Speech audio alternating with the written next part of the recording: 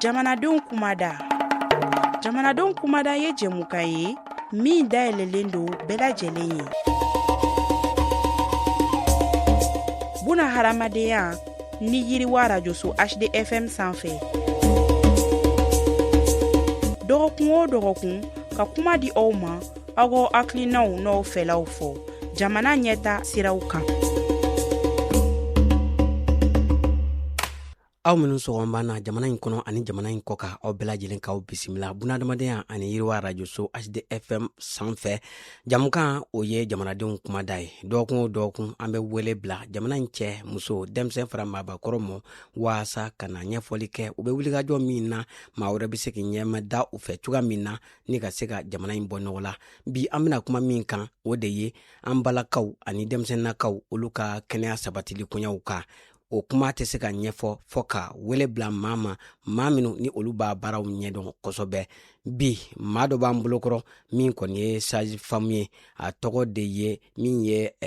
Kunba Sidibe. Kunba Sidibe u ka jɛkulu o de ye Association des sages-femmes libérales du Mali ale y'o tɔnden ye. A nana o tɔgɔ la ka se ka na walawalaliw kɔni kɛ jamanaden bɛɛ lajɛlen ye. Sage-femme u jɔyɔrɔ ye mun ye musow ani denmisɛnninw ka kɛnɛya sabatili la. Kunba i ni sɔgɔma. Sɔgɔma. Kɔri baasi t'i la? Baasi foyi tɛ ne la. I y'an ka wele jaabi a diyara n ye. I bisimila yan de ye bunadamadenya ani yiriwa rajoso soba ye. I bɔra i ka so i nana i ka so.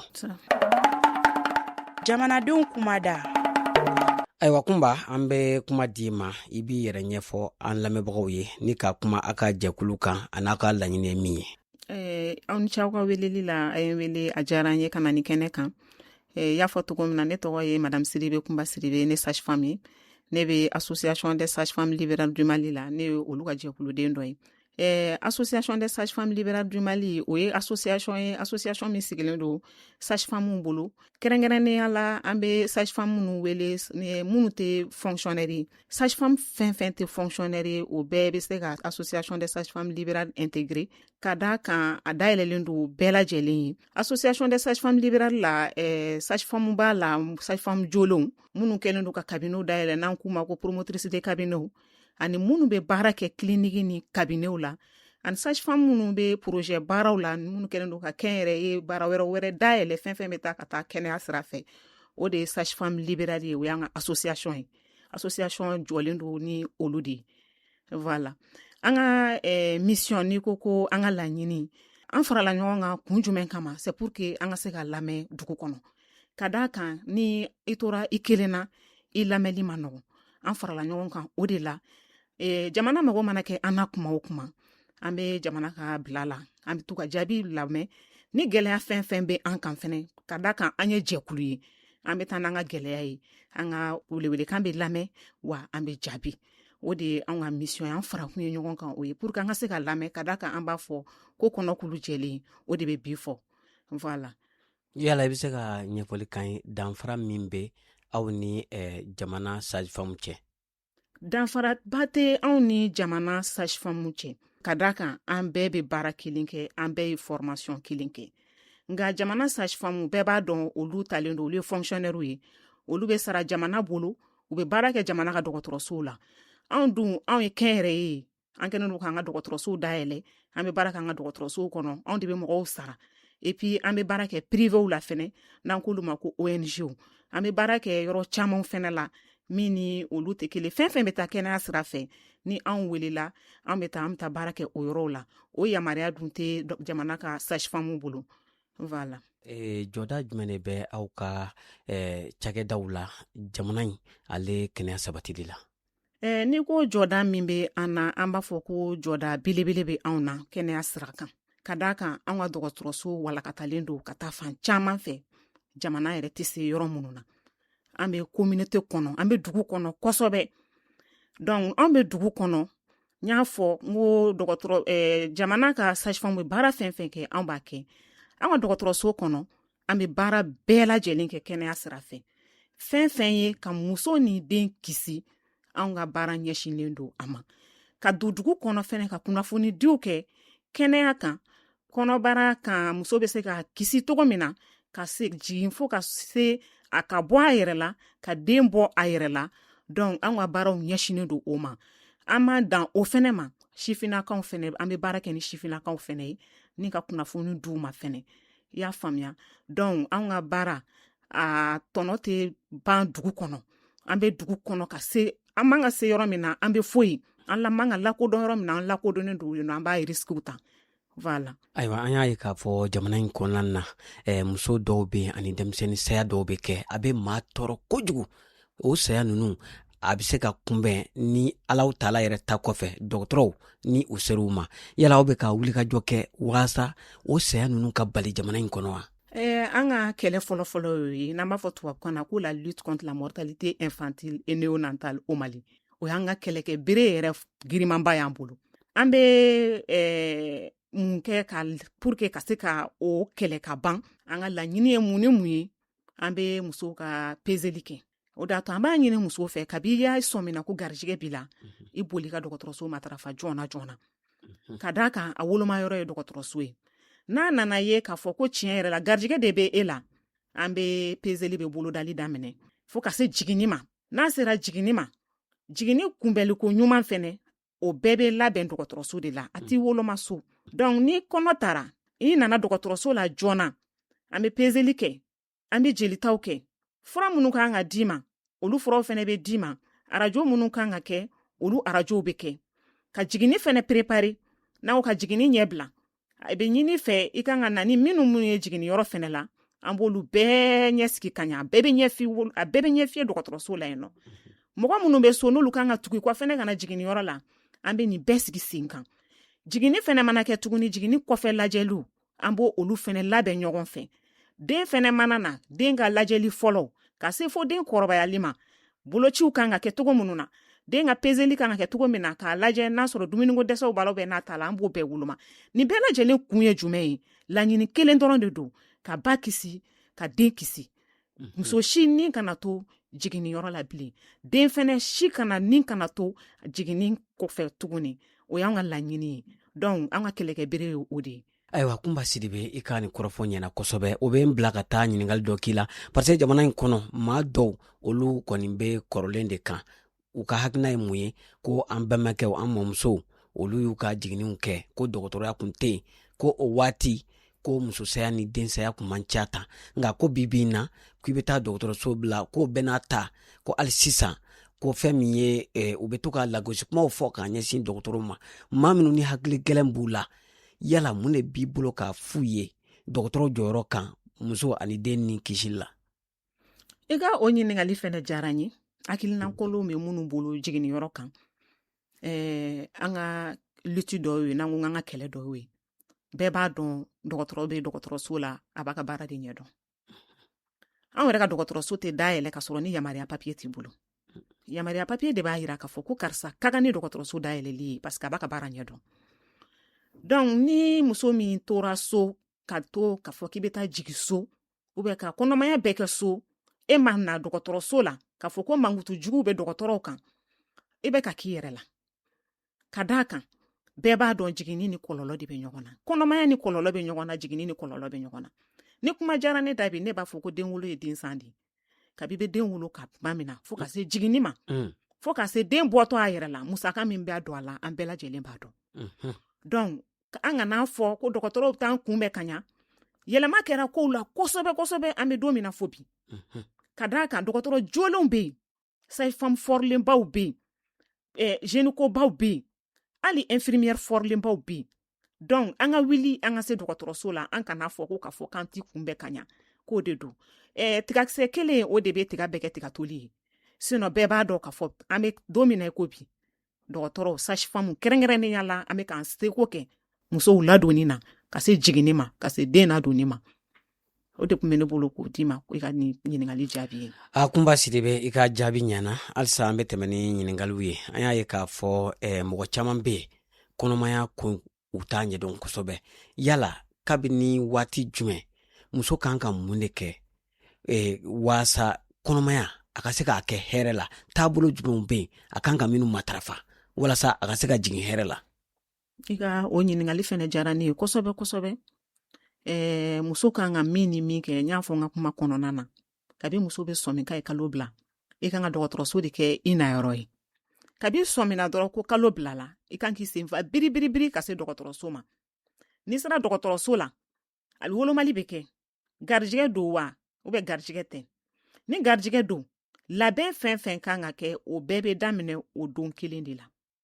ni garijɛgɛ fɛnɛ t'i la kunnafoni minnu bɛ d'i ma o fɛnɛ bɛ d'i ma o kɔnɔna na donc ni a yera k'a fɔ ko garijɛgɛ don an bɛ peseli dama min fɛnɛ kan ka kɛ o bɛ fiyɛ depuis o don jelita fɔlɔ minnu kan ka kɛ o fɛnɛ bɛ fiyɛ depuis o don arajo min kan ka kɛ o bɛɛ bɛ woloma kabi o waati o ye peseli kɔnɔna ye ka na an se jiginniyɔrɔ fɛnɛ ma jiginniyɔrɔ fɛnɛ labɛn de b'a la muso tɛ wuli dɔrɔn k'a fɔ ko tin wulila ko n bɛna dɔgɔtɔrɔso la ayi a tɛ kɛ ten a tɛ kɛ ten o de y'a to a bɛ ɲini fɛ kabi i bɛ sɔmi ko kɔnɔ b'i la i ka dɔgɔtɔrɔso matarafa joona joona o ka fisa e ka to so ka garijɛgɛ kɛ kalo 9 ka tila ka wuli dɔrɔn ka wuli dɔrɔn ka dɔgɔtɔrɔso yɔrɔ ɲini ayi a tɛ kɛ ten o tɛ kɛ ten o de bɛ na ni o de b'a to muso caman ni bɛ to jiginniyɔrɔ la Allahu akbar parce que wolomali ma kɛ jelitaw ma kɛ arajow ma kɛ ka tila ka i bilasira fɛnɛ ni kan ka na jiginniyɔrɔ la i kan ka na ni fɛn jumɛn y'i bolo o bɛɛ de kan ka labɛn ka bila i kan ka jɔn ɲini ka da i kan n'i bɛna jiginniyɔrɔ la ka da kan tina minɛlaw bɛ yen nin bɛɛ bɛ labɛn nin bɛɛ de bɛ labɛn kunfɛ ko tɛ kunfɛ ko tɛ o de y'a to an b'a ɲini musow fɛ an ka dɔgɔtɔrɔso kɛ an ta yɔrɔ ye i mana sɔmi dɔrɔn ko garijɛgɛ b'i la dɔgɔtɔrɔso matarafa joona joona jiginni kɔnɔna na gɛlɛya bɛ se ka don a kɔnɔna na komi a bɛ se ka kɛ nɔgɔya kɔnɔ fɛn bɛɛ ye ala ka latigɛ ye ni gɛlɛya nana don jiginni kɔnɔna na kuma dɔw la ni jeliko dɛsɛ ni fɛnw nana a b'a sɔrɔ o bɛɛ labɛn ne b'e bolo mɔgɔ b'i bolo min jeli bɛ se ka di jɔrɔnin kelen pour que ka se ka i sauver ni o kɛra o bɛ caman bɔ musosaya la o bɛ caman bɔ densaya la mais e ka wuli dɔrɔn ka na dɔgɔtɔrɔso la k'o nana jiginni na k'a sɔrɔ foyi ma labɛn fosi ma labɛn o de bɛ na ni faratili ye o de bɛ na ni faratili ye musaka fɛnɛ bɛ ɲini ka bila kɛrɛfɛ i bololankolon tɛna dɔgɔtɔrɔso la ka da kan n'a kɛra gɛlɛya kɔnɔ musaka bɔ b'a la donc nin bɛɛ de bɛ labɛn dɔɔni kalo 9 in kɔnɔ fo k'i se jiginni ma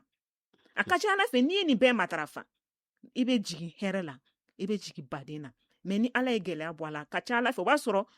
ɲɛbilaw kɛra k'olu fɛnɛ bila o fɛnɛ bɛ se ka kunbɛn joona joona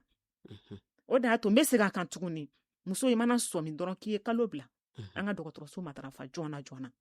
o de ɲininen don bɛɛ lajɛlen fɛ o de tun bɛ ne bolo k'a f'i ɲɛna ayiwa yala ladilikan bɛ yen o yɔrɔ la an b'a mɛn dugu kɔnɔ ko n'i bɛ to ka dumuni sugu dɔw dun k'o bɛ na ni jiginni gɛlɛya ye walima a bɛ kɔlɔlɔ lase den ma yala o dumuniw bɛ yan minnu kan ka éviter n'i bɛ kɔnɔmaya la wa bon anw dɔgɔtɔrɔw anw tɛ se ka fɛn fo kan ka sɔrɔ an n'i ma ɲɔgɔn ye i y'a fɔ cogo min na ni muso n'a ka plainte ani fɛn mun b'a tɔɔrɔ muso de bɛ na ni o ye dɔgɔtɔrɔso la ne bɛ nin dumuni dun nin waati nin bɛ ka ne tɔɔrɔ an b'a f'i ye i b'a fɔ ni ne ye nin dun bi fɔɔnɔ an b'a fɔ n'i bɛ ka nin min dun nin waati n'i bɛ ka fɔɔnɔ o dun ni jɔ fɔlɔ ou bien tulu bɛ yɛlɛ ne la i bɛ taa sɔrɔ o lielen don fɛn camanw na donc fura bɛ kɛliw bɛ kɛ ka taa o sira fɛ mais e kana to so dɔrɔn ko e garijɛgɛlen don k'e bɛ ka dumuni dɔ dun k'o man ɲi e ma n'i ma kɔlɔsi i bɛ taa baloko dɛsɛ bila i yɛrɛ la n'i ye baloko dɛsɛ bila i yɛrɛ la a bɛ se den ma parce que den bɛ e dɛbɛ la den bɛ ka balo e la n'a sera den ma n'i ma kɔlɔsi o y'a dama gɛlɛya de ye e bɛ gɛlɛya sɔrɔ den fɛnɛ bɛ gɛlɛya sɔrɔ o de y'a to nin bɛɛ de ye dɔgɔtɔrɔso matarafali nafa ye ka d'a kan hali bɛ taa dɔgɔtɔrɔso la i kan ka dumuni minnu kɛ a bɛɛ bɛ ɲɛ f'i ɲɛna nin de ka ɲi ma i man ka dumuni kɛ sufɛ o man ka dumuni kɛ sɔgɔma nin bɛɛ bɛ f'i ye waati dɔw la mais tant que i tɛna dɔgɔtɔrɔso la i se ka ni kunnafoni si sɔrɔ an kana to so k'an ban ka dumuni kɛ ou bien ka dumuni dɔw tigɛ an yɛrɛ la ka sɔrɔ o dumuniw nafa ka bon an ma kosɛbɛ kosɛbɛ ko parce que an garijɛgɛlen don an kana dɔgɔtɔrɔso la a bɛɛ bɛ woloma dɔgɔtɔrɔso la o de tun bɛ n bolo ka f'i ɲɛna ayiwa Kunba Sidibe an b'i fo kosɛbɛ i ka hakili dayɛlɛ la yala muso kɔnɔma a ka kɔnɔmaya waati yala farikolo ɲɛnajɛ a b'a dɛmɛ de kɔnɔmaya kɔnɔ wa walima a bɛ kɔlɔlɔ de las'a ma farikolo ɲɛnajɛ cogoya ka ca farikolo ɲɛnajɛ dɔw bɛ yen nɔ muso kɔnɔma bɛ se k'a kɛ ko muso kɔnɔma tɛ se k'a kɛ ni kɔnɔma don i kana fosi daminɛ i yɛrɛ ka sɔrɔ i ni ka dɔgɔtɔrɔ ma kuma n'i nana dɔgɔtɔrɔso la n'a sɔrɔ e bɛ boli de kɛ kɔrɔlen i b'a ɲɛfɔ dɔgɔtɔrɔ ɲɛna ne bɛ boli de kɛ kɔrɔlen est ce que ne bɛ se ka continuer ka boli kɛ wa a b'a ka état lajɛ n'a sɔrɔ i bɛ se ka kɛ ou bien n'i tɛ se ka kɛ a b'a f'i ɲɛna n'a sɔrɔ i bɛ basket kɛ a fɛ n'i bɛ taamaw kɛ kuma dɔw la i b'a ye kɔnɔ mana taa ɲɛ a bɛ fɔ muso yɛrɛ ma to i ka bɔ i k'i taama a ka ɲi i ma kosɛbɛ mais ni e tɛ taa dɔgɔtɔrɔso la est ce que e bɛ se k'o kunnafoni sɔrɔ wa ka taa wuli fɛnɛ i kɔnɔma don ka taa wuli k'i pan k'i bila baara dɔw la i man ka minnu kɛ n'i ma kɔlɔsi fɛnɛ olu dɔw bɛ na ni kɔnɔbara wɔlɔwɔlɔli ye donc n bɛ segin a kan tuguni a bɛɛ bɛ woloma dɔgɔtɔrɔ fɛ yen an kana to so an mago bɛ kunnafoni fɛn fɛn na ni muso garijɛgɛlen don a bɛɛ lajɛlen bɛ dɔgɔtɔrɔ ninnu bolo dɔgɔtɔrɔ ninnu formelen don a kama fɛn fɛn bɛ na dankari muso n'a den na an ka lutte de don hali sini a lutte a bere b'an bolo an b'a kɛlɛ kɛ ayiwa an bɛ tɛmɛ ni ɲininkaliw ye hali sisan yala bana dɔw bɛ yen nɔ denɲɛrɛnin yala u b'o sɔrɔ u baw fɛ yan walima fɛɛrɛ bɛ yen ka denɲɛrɛnin kisi ka bɔ a ba ka bana dɔw ma wa fɛɛrɛ caman bɛ yen n'i y'a fɔ i ye cogo min na jelita fɔlɔfɔlɔ minnu bɛ kɛ olu bɛɛ kɛ kun de ye n'i sɔmina ko kɔnɔbara b'i la n'i nana k'a yira k'a fɔ ko tiɲɛ yɛrɛ la karisa garijɛgɛlen don jelita caman an b'a sɛbɛn ka d'i ma o kun de ye ni bana bɛ yen nɔ n'a bɛ ba la a bɛ yɛlɛma den fɛ an b'o kunbɛn joona furakɛliw bɛ kɛ joona ka bɔ la hali jiginniyɔrɔ la bana dɔw bɛ yen nɔ ba bɛ se k'a yɛlɛma den fɛ jiginniyɔrɔ la mais a tɛ se ka dɔn fo jelita ka kɛ ni jelita de kɛra k'a woloma k'a dɔn tiɲɛ yɛrɛ la ni bana masina in bɛ ba la n'an ma ba protéger joona den b'a sɔrɔ o bɛɛ bɛ kɛ ni jelita papiyew de ye n bɛ mun fara i ka kuma kan o la an b'a ye muso dɔw bɛ na peseli daminɛ ni jelita papiye dir'u ma u t'a da so u t'a kɛ n'i m'a kɛ ni jiginniyɔrɔ sera o don t'o kɛ don ye o n'e ma kɔlɔsi bana min b'e la e b'a yɛlɛma i den fɛ o de y'a to kabi i bɛna peseli fɔlɔ la papiye fɛn fɛn bɛ sɛbɛn ka d'i ma i jilaja k'a bɛɛ kɛ a sira fɛ an y'a fɔ ko bana kunbɛn a ka fisa ni bana furakɛ ye e dɔnnen don ni bana in ye ka ban e bɛ k'i ka bunahadamadenya kɛ n'a ye mais e ka laɲini tɛ ka se k'a yɛlɛma i den fɛ jiginniyɔrɔ la alors que a bɛ se ka kunbɛn joona donc an ka fɛnw matarafa n'i ye peseli daminɛ fɛn fɛn mana d'i ma kɔnɔmaya kɔnɔna na a bɛɛ kɛ a ɲɛma a ka ca ala fɛ i bɛ kisi den fɛnɛ bɛ kisi voilà n bɛ tɛmɛ ni ɲininkaliw ye hali sisan a ka jiginniyɔrɔw la yala i b'a sɔrɔ dɔgɔtɔrɔsow bɛ ɲɔgɔn ɲɛ ka tɛmɛ yala n'a gana i bolo dɔgɔtɔrɔso misɛnnin in na i kan ka mun de kɛ procédure jumɛn de bɛ i kan ko jumɛn de kɛ walasa maa min bolo a ni bɛ kisi i ka ɲininkali fɛnɛ o diyara n ye kosɛbɛ ka d'a kan n y'a f'i ye n ko dɔgɔtɔrɔso dayɛlɛli yamaruya bɛ sage-femme bolo n'o ye sage-femme libérale ye dɔgɔtɔrɔ jolenw bɛ yen mais i yɛrɛ y'a fɔ n'i nana jiginni na dɔgɔtɔrɔso la n'i y'a ye ni gɛlɛya donna a la dɔgɔtɔrɔ yɛrɛ de b'a dɔn ko gɛlɛya donna nin na nin tɛ se ka jigin ne bolo an bɛ mun kɛ an bɛ référence de kɛ o ye k'i bila ka taa niveau avancé la n'an ko yɔrɔ minnu fɛnɛ bɛ se ka jigin i ka jiginni bɛ se ka kɛ nɔgɔya la yɔrɔ minnu na o dɔgɔtɔrɔsow la n'i bɔra anw ka niveau la i bɛ se ka t'i yɛrɛ sɔrɔ kiliniki la minnu ka jiginni minɛn ka ca kosɛbɛ u bɛ se k'i lajigin subahana mansinw b'i bolo u bɛ se k'i lajigin nɔgɔya kɔnɔ ka sɔrɔ i ma gɛlɛya foyi sɔrɔ olu bɛ yen sanfɛla bɛ yen tuguni n'an k'olu ma ko CCRF bɛ yen hôpitaliw bɛ yen nɔ donc an bɛ bolo bɛ ɲɔgɔn bolo n'an k'o ma ko partenariat public privé an bɛ ɲɔgɔn kalama kosɛbɛ donc n'i ye gɛlɛya sɔrɔ muso kan a ɲininen don an fɛ an kana musow la to an bolo fo kana complication bɔ a la kana gɛlɛya bɔ a la kabi i bɛ sɔn min k'e tɛ se ka nin lajigin a ɲininen don i fɛ k'a référé joona an ka numéro téléphone bɛ ɲɔgɔn bolo ambulances bɛ ɲɔgɔn bila la pour que kana bana muso tintɔ ta ka yɛlɛ n'a ye joona pour que den ka sauver ba ka sauver i ka ɲininkali o jaabi ye o de ye an bɛ référence de kɛ et puis n'an ye référence kɛ an t'i bila ka taa ten an bɛ to weleweleli la an bɛ ɲininkali kɛ ne ye tintɔ min bila ka na yala ɲuman jiginna wa n b'a f'i ye ka fara kan fɛnɛ an ka o référence tuma dɔn anw yɛrɛ bɛ da banabaatɔ kan ka se o yɔrɔ masina na fo k'a yɛrɛ sɔrɔ n'a y'a yɛrɛ sɔrɔ tuma min na an bɛ sɔrɔ ka segin ka taa an ka baara la nin bɛɛ kun ye pour que musow hakili ka sigi parce que n'u ye e yɛrɛ tugulen u kɔ u hakili bɛ sigi kosɛbɛ ne ka dɔgɔtɔrɔmuso tugura ne kɔ ka na ne lajigin a ma se ka k'a fɛ a taara kɛ yɔrɔ wɛrɛ la parce que ale delila ani degelen don ne dalen don a kan a banna donc an ka welewelekan y'o ye halisa an b'o min kɛ an ka continuer k'a kɛ kosɛbɛ o bɛɛ de bɛ musow hakili sigi jiginniyɔrɔ kɔnɔna la voilà aw minnu ye kɛnyɛrɛyew ye an bɛ waati min na ko sisan yala gɛlɛya jumɛn de bɛ a ka cakɛdaw da la ni waati ninnu na baara gɛlɛya b'a kɔnɔna na baara gɛlɛya b'a kɔnɔna na parce que kɛnyɛrɛye min don n y'a f'i ye an yɛrɛ de y'a dayɛlɛ an yɛrɛ ye n'i ye baara yɔrɔ dayɛlɛ mais yamaruya papier de bɛ an bolo an y'a dayɛlɛ gɛlɛya fɔlɔ n bɛ se k'o kɛ min ye o ye an ka don dugu la n'an k'o ma ko inclusion an ka don dugu la an ka fara mɔgɔw kan n'i nana dɔgɔtɔrɔso dayɛlɛ ni mɔgɔw farali i ma lakodɔn fu de don i bɛna tile ka sigi i bɛ si ka sigi i bɛ taa mais n'an nana kuma dɔ an bɛ approche kɛ an bɛ gɛrɛ dugu ɲɛmɔgɔw ni fɛnw na gɛlɛya ni dɔɔni bɛ sɔrɔ kuma dɔ la an b'a ɲini u fɛ ni dɔgɔtɔrɔso dayɛlɛla n'an ser'u ma u ka yamaruya d'an ma an ka to ka se dugudenw ma an ka kumaɲɔgɔnya an k'an ka baaraw ɲɛf'u ɲɛna donc a b'a to an bɛ lakodɔn sinon ni an ma lakodɔn dɔgɔtɔrɔso laban ye datuguli ye an dun ka baara bɛɛ ye kelen ye an ni foroba dɔgɔtɔrɔso ani an ka dɔgɔtɔrɔso baara bɛɛ ye baara kelen ye anw na sɔrɔ ka di kuma dɔ la ka tɛmɛ foroba dɔgɔtɔrɔso kan o ye jama bɛ caya o ye gɛlɛya fɔlɔ ye gɛlɛya filanan o ye formation ye n'an ko formation o ye ka to ka an ka mɔgɔw former kuma caman ka d'a kan mɔgɔ kelen tɛ se ka baara kɛ dɔgɔtɔrɔso kɔnɔ e min ye dɔgɔtɔrɔso dayɛlɛ e bɛ se baara la mais e dugumamɔgɔw bɛ yen bɛɛ b'a dɔn an dugumamɔgɔw kuma dɔ la anw de b'u sara ni b'u sara ni a ma kɛ lawasayiw fan fɛ n'u ye yɔrɔ ɲuman dɔ sɔrɔ bi taa n'olu taara mɔgɔ min bɛ na u nɔ la fo tigi ka former tuguni de ka d'a kan anw bɛ bouger kuma bɛɛ donc n'o tigi formera an b'a ɲini u fɛ fɛnɛ n'u formera u ka to ka n'u ka supervision kɛ ani suivi kɛ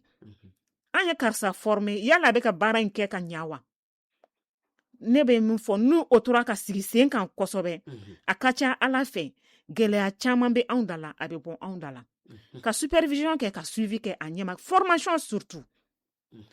ni o bɔra yen nɔ an bɛ min ɲini n'o ye gɛlɛya sabanan ye o ye ka partenariat public privé ka respecter ka d'a kan jamana de ye a dafe sɛbɛn bɔ k'a bila ko public ni privé an bɛɛ ka baara ye kelen ye n'olu y'a kun minɛ yɔrɔ min na an k'a ju minɛ yɔrɔ dɔ la an bɛɛ bɛ ka baara kɛ communauté kelen de kan an bɛɛ bɛ ka baara kɛ mɔgɔ kelenw de kan jamanaden kelenw de kan donc ni partenariat public privé n'a respectera kosɛbɛ anw ka baara ye SESCOM ka baara ye anw ka baara ye CCRF ka baara ye ni an mago bɛ fɛn fɛn na n'u y'a lase anw ma n'an ye maladie minnu bila ka taa u k'u mago don u la ka ɲa n'an sera ka o baara o sinsin ka ɲa kosɛbɛ an bɛɛ ka laɲini ye min ye dugu kɔnɔ ka lutter contre la mortalité maternelle et néonatale musosaya ni densaya a bɛ dɔgɔya kosɛbɛ n'Ala ka jɛ ye donc o gɛlɛya saba o de bɛ anw da la an b'i fɔ k'i waleɲuman dɔn i ka nin jaabi in dili la fɛn min ye an bɛ waati min na ko sisan n'a fɔra k'e ka ladilikan fɔ an ka jamanadenw ye ani muso kɔnɔmaw ye yala e bɛna ladilikan jumɛn de sɔrɔ k'a f'u ye waasa u bɛ se k'u yɛrɛ tanga k'u denw tanga e ka o ɲininkali fɛnɛ diyara n ye kosɛbɛ ladilikan an tɛ sɛgɛn an tɛ ɲina n ye min fɔ ka musosaya kɛlɛ ka densaya kɛlɛ an ka kɛlɛ o ye an bɛ ladilikan di ka taa o sira kan an bɛ ladilikan min di musow ma kabi i bɛ sɔn min k'i ye garijɛgɛ sɔrɔ i sen fa biribiri dɔgɔtɔrɔso la o dɔgɔtɔrɔso la taga an bɛ ladilikan min na se fɛnɛ du kɔnɔna na an b'a ɲini cɛw fɛ u k'a dɔn k'a fɔ muso ka hakɛ dɔ ye dɔgɔtɔrɔso la taga ye ni muso ye garijɛgɛ sɔrɔ wuli na fi sen fa biribiri i n'a ka ɲɔgɔn ta dɔgɔtɔrɔso la n'a ma se ka taa ni musaka bi bɔ la b'a la a kɔnpaɲe ni musaka ye pour que a ka se ka ladogo ɲuman sɔrɔ dɔgɔtɔrɔso la o ye ladilikan fɔlɔ la ye ladilikan filanan ni jiginni kɛra musow kana to so ni den ye jiginni kɔfɛ lajɛliw bɛ yen an kana fɔ an jiginna a banna an y'a ye k'a fɔ muso caman bɛ to jiginni kɔfɛ fɛnɛ basi bɔn na a tɛ matarafa fo conseil kunnafoni minnu bɛ d'i ma jiginni kɔnɔna na f'i k'a matarafa e jiginna taa jiginni kɔfɛ lajɛli kɛ i yɛrɛ bɛ lajɛ da bɛ don bange kɔlɔsi fɛɛrɛw fɛnɛ la k'a ɲɛf'i ɲɛna i kan ka minnu matarafa pour que i kana garijɛgɛ wɛrɛ sɔrɔ tuguni i ye min sɔrɔ k'o seere ka d'a kan i ye min sɔrɔ n'a seere la n'i ma kɔlɔsi dɔ bɛ taa ni dɔ ye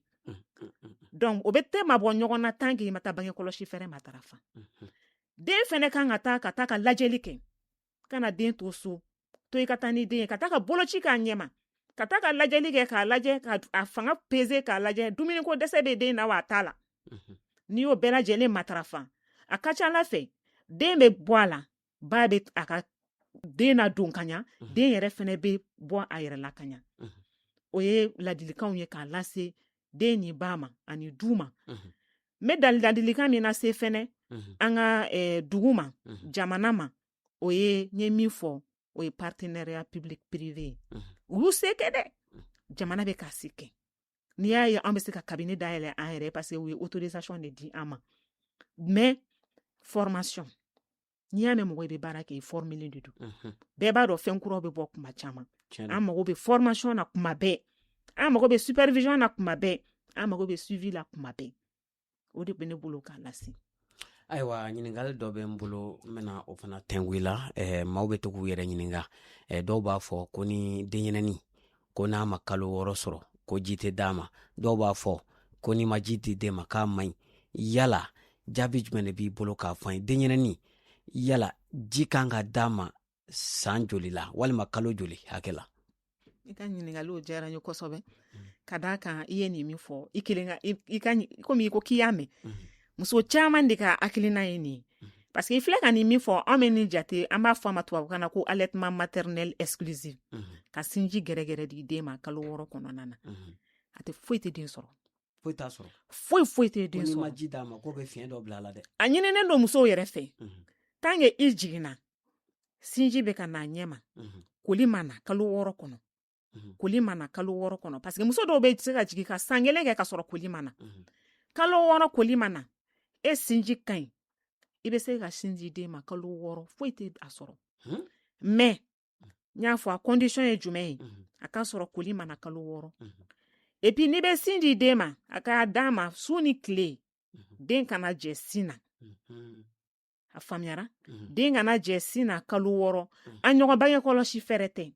a kasi o kasi ka sin dɔ d'a ma bon a bɛ ɲini fɛ tile kɔnɔ siɲɛ 11 su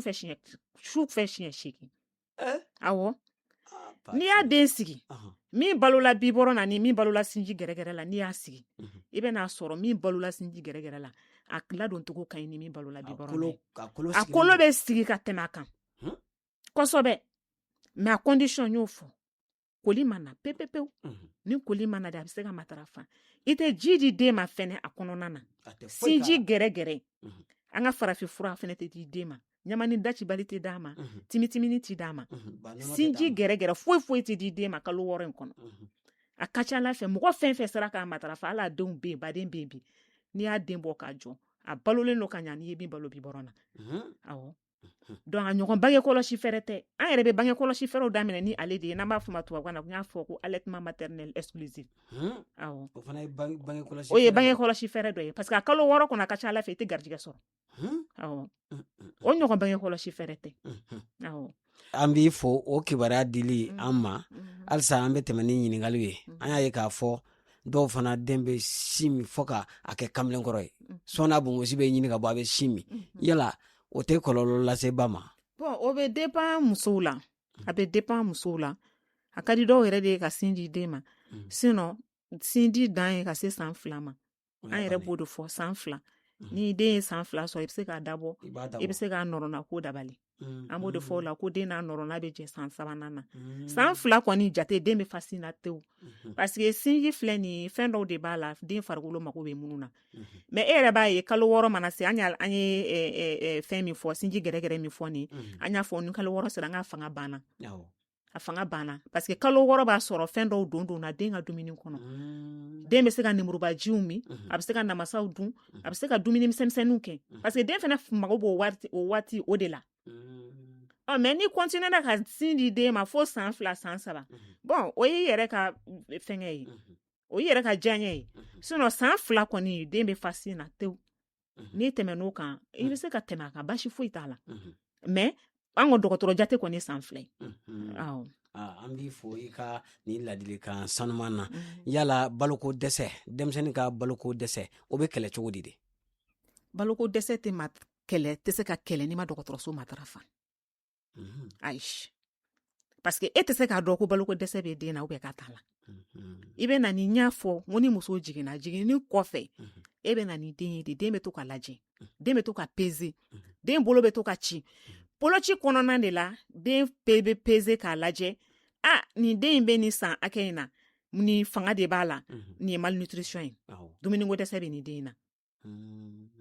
parce que i mana nana ye boloci bɛ kɛ kalo 1 kalo 2 kalo 3 kuma dɔ u bɛna kalo 6 kalo 9 na donc n'o sera den bɛ peser k'a lajɛ nin den bɛ kalo 9 na nin poids ye nin ye est ce que dumuniko dɛsɛ tɛ nin den na jate dɔw de bɛ minɛ donc n'a yera k'a fɔ ko dumuniko dɛsɛ bɛ den na mun ni mun kan ka fara nin den ka dumuni kan pour que a ka se ka kɛ den normal ye o bɛɛ bɛ jate minɛ dɔgɔtɔrɔso la i tɛ se k'a si jate minɛ bolo so donc n'i taara n'a ye dɔgɔtɔrɔso la ni fɛn minnu kan ka fara ka dumuni kan a bɛ f'i ye ni minnu bɛ yen n'o kan ka d'i ma tigɛdɛgɛninw b'o la fɛn caman b'o la olu bɛ d'i ma i bɛ taa pour que den ka kun den normal tɔw la mais a tɛ ɲɛnabɔ so o de y'a to tuguni n bɛ segin a kan dɔgɔtɔrɔso an ka matarafa muso mago bɛ dɔgɔtɔrɔso la den mago bɛ dɔgɔtɔrɔso la dutigi mago bɛ dɔgɔtɔrɔso la bɛɛ lajɛlen dɔgɔtɔrɔso ka kan bɛɛ ye voilà ayiwa tigadɛgɛnin ko in n tun bɛ ne ɲininka o la yɛrɛ da sira ma tigadɛgɛnin yala ni baloko dɛsɛ t'i la i bɛ se ka a dun wa bari sabu a ka di dɛ bon an b'a ye mɔgɔw b'a dun anw tɛ se k'a fɔ k'a tɛ se ka dun nka an kɔni b'a dɔn a dilanna ka na malnutri de kama n'an ko dumuniko dɛsɛ bɛ denmisɛnnin minnu na a dilanna ka na olu de kama an tɛ se k'a fɔ k'a tɛ se ka dun dɛ nka a kɔni ɲana min kama a ɲaci ye min ye o de ye nin ayiwa an b'i fɔ k'i waleɲuman dɔ i ka ɲininkaliw jaabiliw la fɛn min ye hali sisan ka bɔ kuma kɔni kɔnɔna na an bɛ i ka kumakan laban d'i ma jamukan in kɔni kɔnɔna na yala welewelemada kan b'i bolo ka ɲɛsin jamana faamaw ma ani dɛmɛbagaw ma wa a ka tɔn tɔgɔ la i ka o ɲininkali laban diyara n ye n'o ye kuma cɛ ɲininkali ye welewelemadali min bɛ ne bolo tuguni ne tɛ sɛgɛn ne tɛ ɲina ne bɛ se ka kan tuguni o ye ka an ka partenariat public privé an ka respecter jamana ye caman k'anw ye dɛ camanba mais n'an sera ka nin respecter an bɛɛ bɛ ka baara kɛ population kelen de kan n'olu y'a kun minɛ an ka ju minɛ a ka ca ala fɛ mortalité maternelle infantile an bɛ kɛlɛ ka bɔ dugu in kɔnɔ o ye fɔlɔ ye filanan an ka hakili to sifinnakaw la ka d'a kan olu de ye sini maakɔrɔbaw ye anw bɛ bɔ yen sini olu de bɛ gɛrɛ mais n'u ka diɲɛlatigɛ tiɲɛna depuis a daminɛ a ma nɔgɔn sifinnakaw k'u kunda dɔgɔtɔrɔso kan dɔgɔtɔrɔw an ka sifinnakaw kunbɛn an k'u bɛrɛbɛrɛ n'i ye sifinnaka fɛn fɛn wulilen k'a kunda dɔgɔtɔrɔso kan a mago de bɛ dɔgɔtɔrɔso la e kana wuli k'a fɔ a ye e fa ye bila ka na e b'a kalama a b'a kalama e ba ye bila ka na ayi a yera k'u fana ka hakɛ de don n'u mago bɛ dɔgɔtɔrɔso la n'u nana u mago bɛ bɔnkɔkɔlɔsi fɛrɛ la an k'a d'u ma u mago bɛ fɛn fɛn na kunnafoni fɛn fɛn na cɛnimusoya kan an k'a d'u ma u mago bɛ binkani wale cɛjugu de kɛr'u la an ka kuma u fɛ an k'u n'u hakili yira ɲɔgɔn na donc o welewelemada bɛ ne bolo an ka hakili to sifinnakaw la kosɛbɛ kosɛbɛ sabanan ye jumɛn ye o ye gatigikɛw ye gatigikɛw an ka musow an ka tugu kɔ an ka musow kungo k'an kungo ye an kɔ tugu kɔ an b'a ye hali fɔlɔ bangekɔlɔsi fɛɛrɛ tun ka gɛlɛ cɛw ma kosɛbɛ mais bi an ɲɛ b'a la cɛw yɛrɛ bɛ ka musow bilasira ka taa bangekɔlɔsi fɛɛrɛ kɛ waribɔ digira an na n'an y'an sen don a la a ka ca ala fɛ an ka laɲini ye min dutigi si ka laɲini tɛ e muso ye kɔnɔ ta k'a taara ka bɔ i bolo a n'a den o tɛ mɔgɔ si ka laɲini ye donc an ka tugu an ka denbaya kɔ an ka taa musow bila dɔgɔtɔrɔso la n'an ma se ka t'u bila musaka bɔyɔrɔ an ka t'u bila an k'u accompagner kosɛbɛ n bɛ kuma tuguni communauté fɛ an ka clinique dayɛlɛlen don aw kama a ye wuli aw ka s'an ma u b'a fɔ k'u ka baara fɛn fɛn bɛ kɛ dɔgɔtɔrɔsoba la fufu la a bɛɛ bɛ kɛ an ka clinique la fufu la sangediw bɛ kɛ fu la vaccination mana daminɛ a bɛɛ bɛ kɛ fu la banaw dɔw bɛ yen nɔ olu furakɛliw mana daminɛ n'a campagne daminɛna o bɛɛ bɛ kɛ an fɛ fu la an nana communauté de kama u ka wuli ka se an ma an ka baara kɛ ɲɔgɔn bolo a ka ca Ala fɛ ni nin bɛɛ lajɛlen sigira sen kan an ka kɛlɛ ye min ye n'o ye ka lutter muso saya ni den saya a bɛ nɔgɔya o de tun bɛ ne bolo dakuruɲɛ laban na k'o fɔ.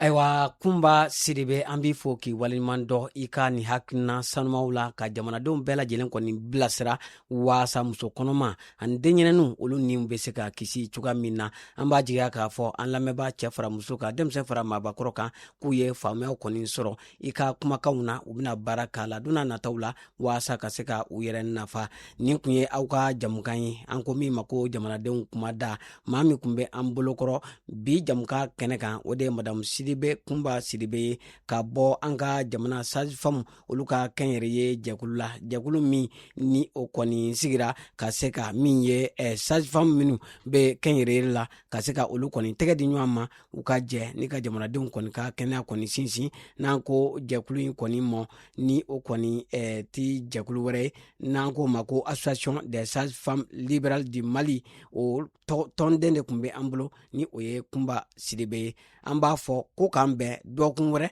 an bɛna ɲɔgɔn sɔrɔ ni jamukan in kɛnɛ kan an bɛna kuma babusen wɛrɛ kan a k'an bɛn. Jamanadenw kumada. Jamanadenw kumada ye jɛmukan ye min dayɛlɛlen don bɛɛ lajɛlen ye. Buna hadamadenya ni yiriwa rajoso HDFM sanfɛ. Dɔgɔkun o dɔgɔkun ka kuma di aw ma aw ka hakilinaw n'aw fɛlaw fɔ jamana ɲɛta siraw kan.